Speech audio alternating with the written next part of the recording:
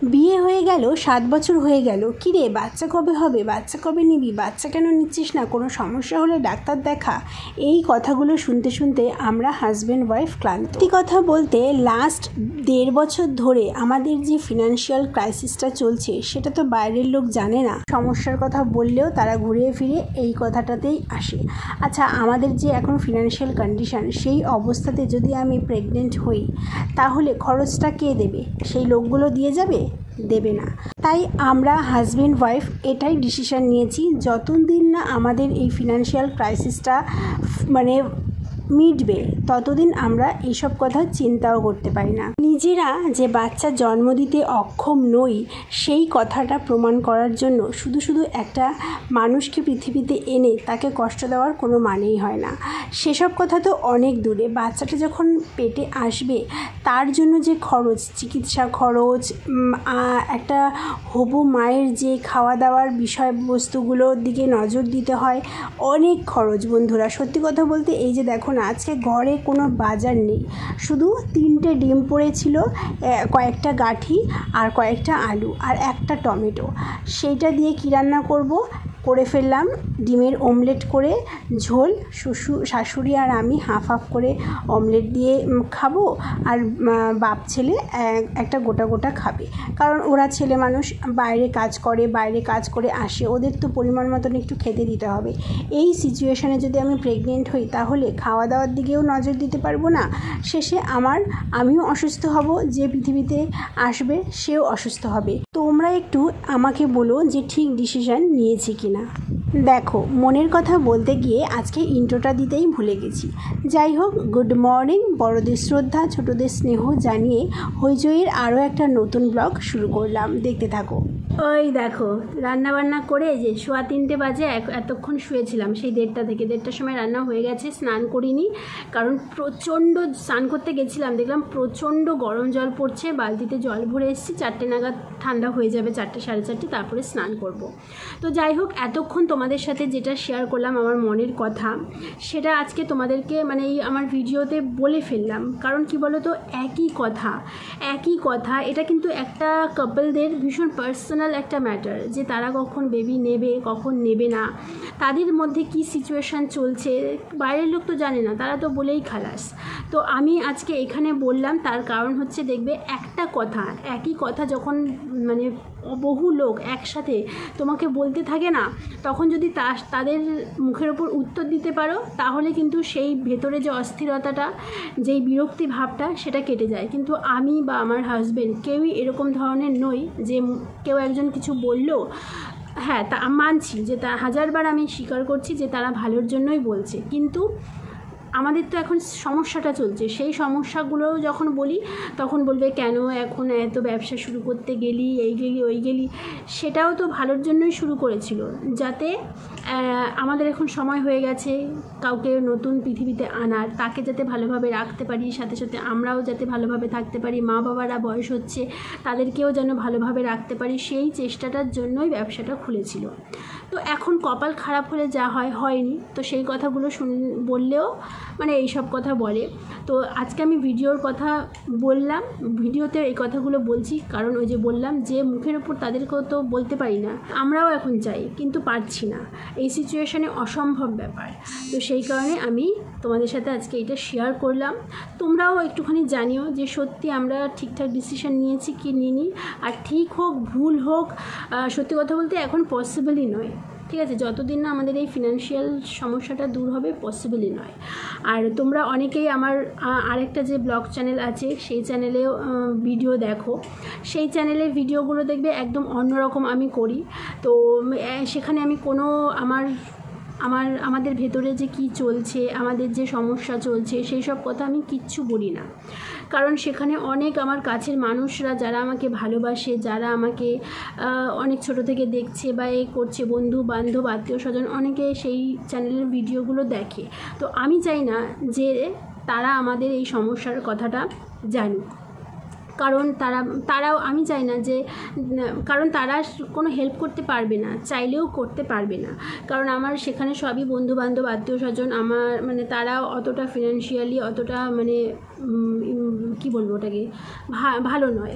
তো তারাও চিন্তা করবে বেকার, তারপরে কানের সামনে বারবার বলবে এই করলি না, কেন করলি, কেন এই করলি, কী করে হবে। দেখবে সমস্যা নিজের মানে এরকম বারবার সমস্যার মধ্যেও যদি আশেপাশ থেকে এরকম বারবার কেউ বলে, ভীষণ মানে বিরক্তই লাগে, সেটা যতই কাছের মানুষ হোক। তো সেই কারণে আমি সেখানে বলি না। আর কিছু কিছু সমস্যার কথা মাঝে মাঝে বলে ফেলতে হয়, তো কাকে বলবো? হাজব্যান্ড ওয়াইফকে বলছে, ওয়াইফ হাজব্যান্ডকে বলছি। তাছাড়াও দেখবে একটা মনের মধ্যে অস্থিরতা কাজ করে। তো সেই কারণে আজকে আমি এই ভিডিওতে বললাম, এবং আমার সমস্ত সমস্যার কথাই এই ভিডিওতে বলি, এই চ্যানেলে বলি, যাতে আমি একটু হালকা হতে পারি। তো এই হচ্ছে ব্যাপার। তো অনেকেই হয়তো ভাববে যে শুধু নিজের সমস্যার কথা বলে যায়, শুধু নিজের সমস্যার কথা বলে যায়, কিন্তু না, ভিডিওটা দেখবে সমস্যার কথা আমি বলি, এগুলো সমস্যার কথা বলি না, এগুলো আমার মনের কথা বলি, এগুলো আমার যে হ্যাঁ সমস্যা চলছে সেগুলোর কথা বলি আমি একটু হালকা হওয়ার জন্য, আর কিচ্ছু না। আর তোমাদের থেকে একটু সাপোর্ট পাওয়ার জন্য, এটা খুবই সত্যি। কারণ তোমরা আমাকে কেন সাপোর্ট করবে? আমার ভিডিও কোয়ালিটি হয়তো খুব ভালো নয়, আমার সাউন্ড কোয়ালিটি খুব ভালো নয়, তা আমাকে তোমরা, আমি কোনো সেলিব্রিটি নয়, তাহলে আমার ডেইলি ব্লগ তোমরা কেন দেখবে?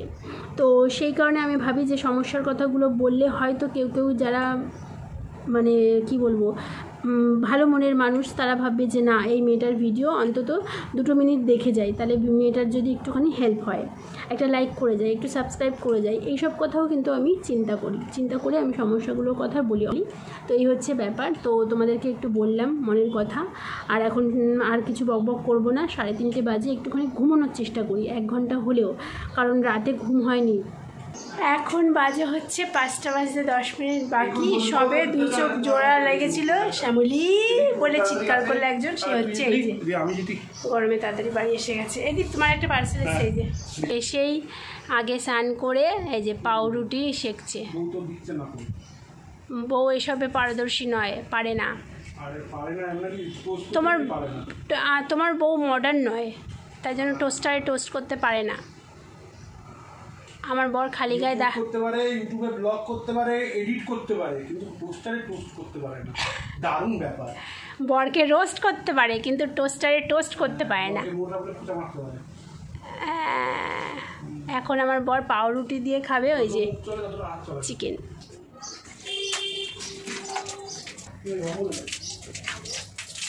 যেদিনই বেশি গরম পড়ে সেদিনই এসিটা চলতে চলতে এরকম বন্ধ হয়ে যায়। পিআর দেখায়, পিআর না পিএ একটা দেখায়, একদম কুলিং হয় না। তারপরে এই যে কী বলে, এর আগে একটা ছেলে এসেছিলো করতে, সার্ভিসিং করতে, সেই ছেলেটা বলে গেছিলো যে এরকম বলে জল দেবে, একটু জল চালাও না। ও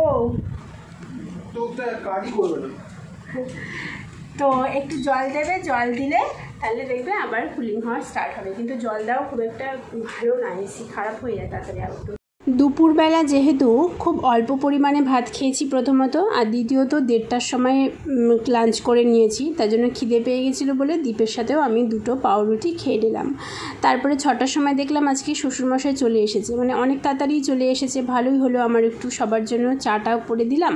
এইবারে আমি তোমাদের সাথে শেয়ার করব স্কিন কেয়ার, হোমমেড একটা স্কিন কেয়ার রুটিন শেয়ার করব, স্কিন কেয়ার রেমেডি শেয়ার করব, যেটা ভীষণ এফেক্টিভ। ফার্স্ট স্টেপ হচ্ছে কি মাখছি এটা, সেটা আগে দেখে নাও। কাঁচা আলু নিয়েছি হাফ, ভালো করে এটাকে ছুলে নিয়ে ধুয়ে নিয়ে পেস্ট করে রসটাকে বার করে নিয়েছি। এই গরমে আমরা বাড়ি থেকে বেরোই বা না বেরোই, আর যারা বেরোয় তাদের তো প্রচুর ট্যান পড়ে, আর যারা বেরোয় না তাদেরও কিন্তু ট্যান পড়ে।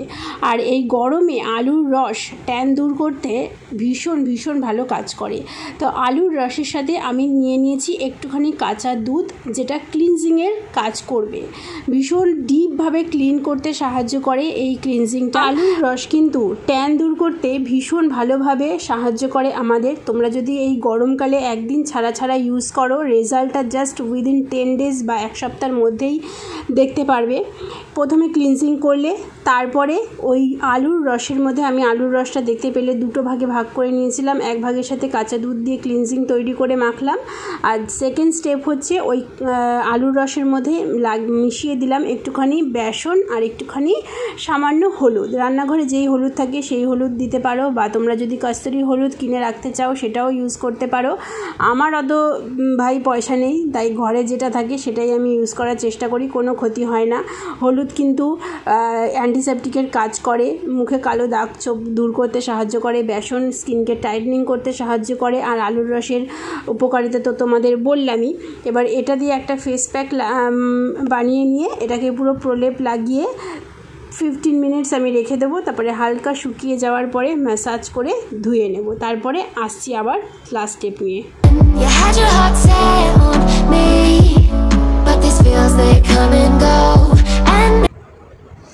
চলো বন্ধুরা, চলে এসেছি এবারে লাস্ট স্টেপ নিয়ে। লাস্ট স্টেপে দেখো, যেহেতু আমাকে এখন আবার গ্যাসের কাছে হয়তো যেতে হতে পারে, হয়তো 99.99% চান্স আছে যেতে হবে না, তবুও যাই হোক আমি এখন এটা মেখে নিচ্ছি, ময়শ্চারাইজার হিসেবে মেখে নিচ্ছি। এটা ভীষণ ভালো ময়শ্চারাইজারের কাজ করে। তো তোমরা চাইলে তোমাদের পছন্দ মতো নাইট ক্রিম মেখে নিতে পারো বা অ্যালোভেরা জেল মেখে নিতে পারো। আমি আপাতত আজকে এইটা মেখে নিলাম। এইটা অনেক ভালো, সুন্দর সুদিং গন্ধ দেয়, আর অনেক দিন মাখাও হয় না। তো স্কিনটা তোমরা বুঝতে পারছো কিনা জানি না, আমি কিন্তু ডিফারেন্স বুঝতে পারছি। তো এই হচ্ছে আজকে স্কিন কেয়ার রেমেডি, হোমমেড, ভীষণ ভীষণ ভালো। মানে আস্তে আস্তে আমি তোমাদের সাথে আমি যা জানি, যা করলে স্কিন ভালো হবে, তো যা জানি সবই রেমেডিগুলো তোমাদের সাথে শেয়ার করব। আর তোমাদেরকে আজকে আমি বলবো না কেমন লাগলো, ওভারঅল ব্লগটা কেমন লাগলো সেটা অবশ্যই জিজ্ঞেস করব, তবে স্কিন কেয়ারটা আমি জিজ্ঞেস করব না। স্কিন কেয়ারটা তোমরা একদিন করে দেখো, নিজেরাই পার্থক্যটা বুঝতে পারবে।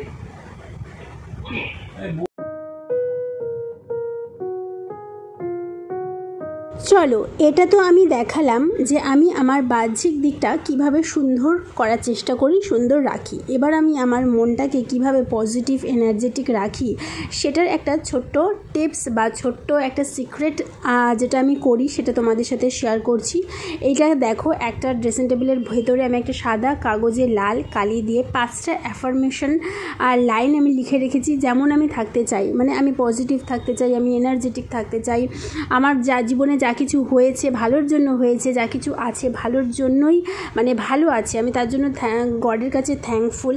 তো এই ধরনের 5টা লাইন আমি লিখে রেখে দিয়েছি, আর দিনের মধ্যে যতবার আমি ড্রেসিং টেবিল খুলি ততবার আমি জিনিসটাকে পড়ি, ভীষণ ভালো ফিল করি, পজিটিভ ফিল করি। তো তোমরাও এই ছোট টিপসটা কিন্তু নিজেদের লাইফে অ্যাপ্লাই করতে পারো, যারা ভীষণভাবে ভেঙে পড়েছো বা ডিপ্রেস থাকো। আমার মুখের সামনে নিয়ে চলে এলো, কাজের মধ্যে আছে, তুমি এখন তুমি তোমার ভিডিও দেখো, মাথা খারাপ করবে না আমার এখন। কেমন ব্যবহার করলে দেখলে? তো যাই হোক, আমার বরকে আমি বলতে এসেছিলাম যে আজকে আমার বর 15 সেকেন্ডের জন্য আমার ক্যামেরাটা ধরে দিয়েছে। First time, I think first time না, আরও বেশ কয়েকবার ধরে দিয়েছে।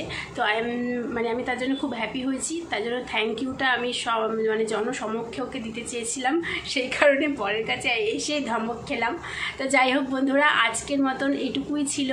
তোমরা অবশ্যই আমার যেই ছোটো ছোটো টিপসগুলো আমি তোমাদেরকে বললাম, স্কিন কেয়ারটা দেখালাম, অবশ্যই অ্যাপ্লাই করো। আর আমার ব্লগ দেখে তোমাদের কতটা উপকার হচ্ছে, ভালো লাগছে অবশ্যই কমেন্ট করে জানিও। সবাই সুস্থ থেকো, ভালো থেকো, আনন্দে থেকো, পজিটিভ থাকার চেষ্টা করো, হ্যাপি থাকার চেষ্টা করো। এখন বাজে 9:15, এখন আমি ব্লগটাকে এডিট কমপ্লিট করে আপলোড করব। আর যাদের যেমন লেগেছে, ভালো লাগলে ভালো বলবে, খারাপ লাগলে খারাপ বলবে। Tata, good night.